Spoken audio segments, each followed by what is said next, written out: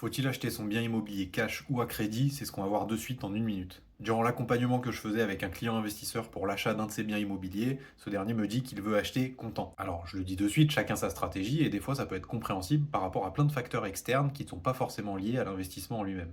Mais pour autant, je vais clairement déconseiller, voici pourquoi. Le crédit, comme tu en as souvent entendu parler, c'est un formidable outil parce que ça te donne un effet de levier.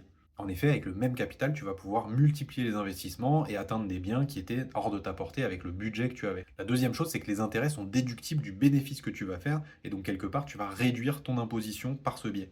Le troisième point, c'est que tu vas garder ta trésorerie. Et garder sa trésorerie, c'est extrêmement important. Il faut, quoi qu'il arrive, en garder un petit peu en cas de coup dur. Si tu as des travaux imprévus qui tombent ou même un accident de la vie, il faut que tu aies de la trésorerie de côté. En plus de ça, en gardant de la trésorerie, tu te donnes le luxe de pouvoir l'investir ailleurs. Donc avec la même somme de départ, mettons que tu aies 50 000 euros de côté au départ, tu es capable de lever de la dette pour investir et faire travailler de l'argent dans l'immobilier, mais tu es aussi capable de mettre, je ne sais pas, 20 000 par exemple en bourse, dans un PEA, peu importe, et tu vas gagner sur les deux tableaux. Résultat, même avec des taux qui sont parfois élevés, c'est bien souvent plus rentable de passer par un crédit que d'acheter en cash. Si tu veux d'autres conseils de ce type dans l'immobilier, n'hésite pas à mettre un like, à lâcher un follow et à me rejoindre sur mon groupe School gratuit, le Club Imo.